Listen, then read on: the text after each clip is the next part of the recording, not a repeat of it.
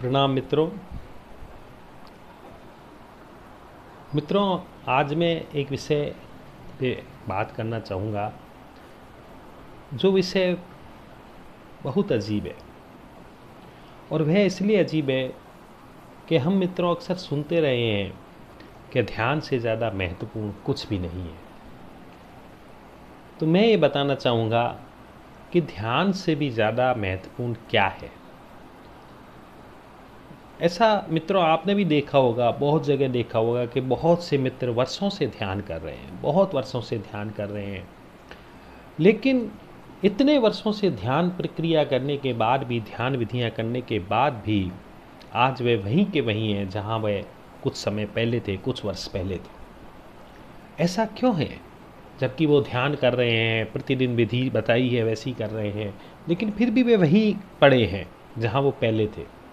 उसके कारण क्या है? क्या ध्यान अपने आप में पर्याप्त नहीं है? ध्यान विधि अपने आप में पर्याप्त नहीं है, या ध्यान विधि से ज़्यादा भी कुछ और महत्वपूर्ण है जो हमें करना चाहिए या हमारे भीतर होना चाहिए? तो जो मित्र वर्षों से ध्यान कर रहे हैं, आप उन्हें जानते हैं और उनके भीतर कुछ ज़्यादा घटित नहीं हुआ है, वे वैसे ही हैं। उसके क्या कारण हैं? मित्रों, मैं ये मानता हूँ कि जो बहुत समय से ध्यान कर रहे हैं लेकिन उनके भीतर परिवर्तन नहीं आया है, तो कहीं ना कहीं उन्होंने ध्यान विधि को भी एक आदत बना लिया है। वे एक मशीन की तरह ध्यान कर रहे हैं। वे कुछ बातें सीख गए हैं कि ऐसे ध्यान करना चाहिए और बस वैसे ध्यान कर रहे हैं। वह ध्यान परिणाम नहीं ला रहा है। क्यों नहीं ला रहा है? तो मित्रों, मैंने देखा है, मैंने महसूस किया है कि ध्यान विधि से ज़्यादा भी कुछ महत्वपूर्ण है।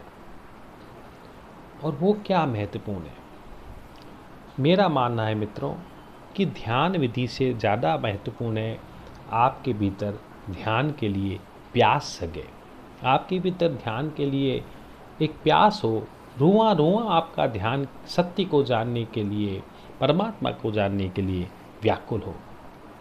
अक्सर हम क्या है कि जो ध्यान कर रहे हैं वे ध्यान विधि परमात्मा को पाने के लिए, सत्य को पाने के लिए शायद नहीं कर रहे, क्योंकि उनके भीतर वह प्यास ही नहीं है जो सत्य के लिए और परमात्मा के लिए पैदा हुई हो।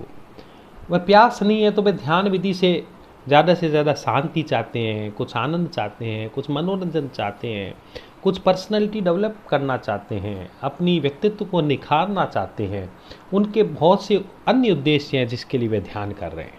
अगर उनके भीतर आप झांक करके देखो तो आप पाएंगे कि उनके भीतर अन्य बहुत से उद्देश्य हैं जिसके लिए वे ध्यान कर रहे हैं, लेकिन सत्य के लिए वे ध्यान कर रहे हैं ऐसा आवश्यक नहीं है।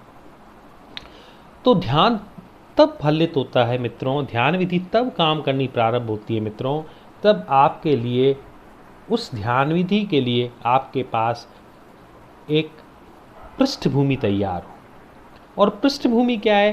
पृष्ठभूमि है वह प्यास जो सत्य के लिए आपके भीतर हो, जो परमात्मा के लिए आपके भीतर पैदा हो, जो अध्यात्म को जानने के लिए आपके भीतर पैदा हो, जीवन को जानने के लिए आपके भीतर पैदा हो, मृत्यु के जानने के लिए आपके भीतर पैदा हो।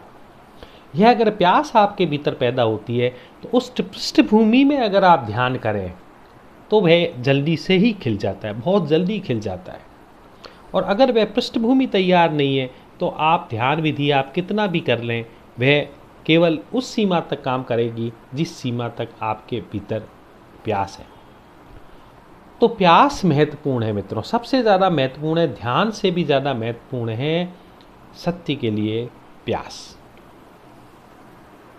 अक्सर देखा होगा कि जो ज़्यादा लोग ध्यान करते हैं और जिनके भीतर परिवर्तन नहीं है, आप पाएंगे कि उनके भीतर वह प्यास नहीं है।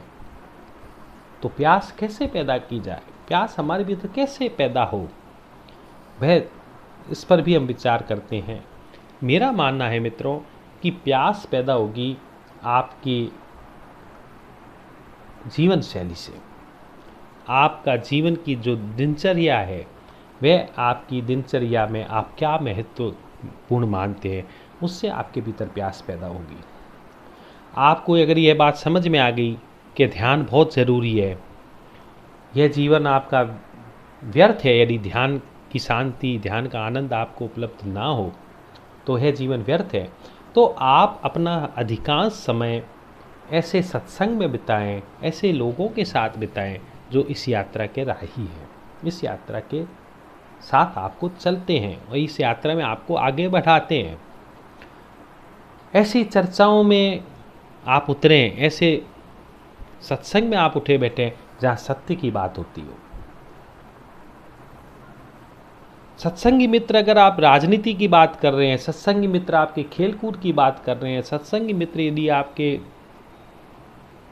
फिल्मों की बात कर रहे हैं, मनोरंजन की बात कर रहे हैं, तो वहाँ वह सत्संग नहीं है, वहाँ वह प्यास पैदा नहीं कर पा रहे।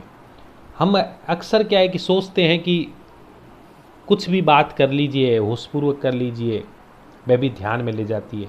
नहीं, ध्यान में केवल वही बात ले जाती है जो आपके भीतर प्यास पैदा कर सके। तो जहाँ भी आपके भीतर सत्य के लिए प्यास पैदा होती हो, जहाँ सत्य को जानने की कुछ बातें होती हों, चर्चाएं होती हों, वहाँ आप उठे बैठे।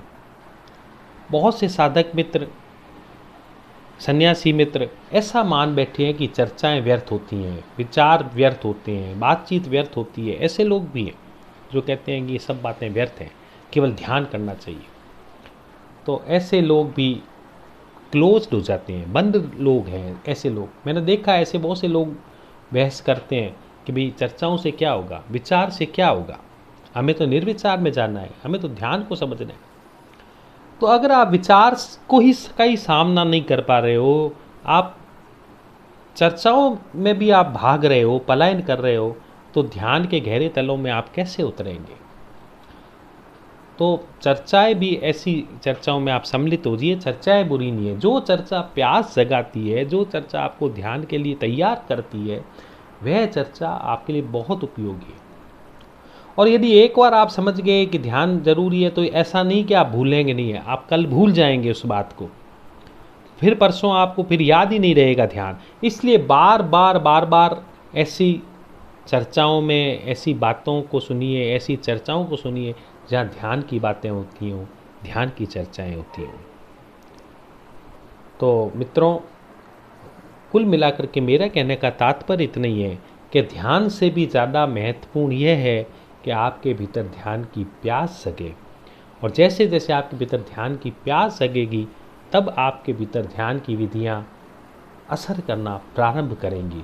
अन्यथा कितनी भी विधियाँ कर लें, यदि प्यास नहीं है भीतर, केवल मात्र सुनी सुनाई बातों के आधार पर, सीखी सिखाई बातों के आधार पर, ओशो को सुन के या महापुरुषों को सुनकर के आप ध्यान में लग गए केवल मात्र, और आप प्यास पैदा नहीं कर पाए, तो फिर वह ध्यान आपका ज़्यादा परिणाम नहीं ला पाएगा।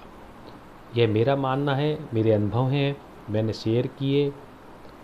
यदि इस संबंध में आप भिन्न विचार रखते हैं और मेरे से कुछ बात करना चाहते हैं, तो आप मेरे से व्यक्तिगत फ़ोन पे बात कर सकते हैं। और यदि आप सोचते हैं कि आप ठीक समझ रहे हैं, मेरे से भिन्न समझते हैं और आपकी समझ ज़्यादा है, तो मैं आपकी समझ को प्रणाम करता हूँ। कोई दिक्कत नहीं है, हमारी यात्राएं सबकी साथ साथ चल रही हैं। जो यात्रा में जैसे भी चलता है वह शुभ है, लेकिन जो मुझे समझ में आया वह मैंने आपको कहा। बहुत बहुत प्रणाम, धन्यवाद।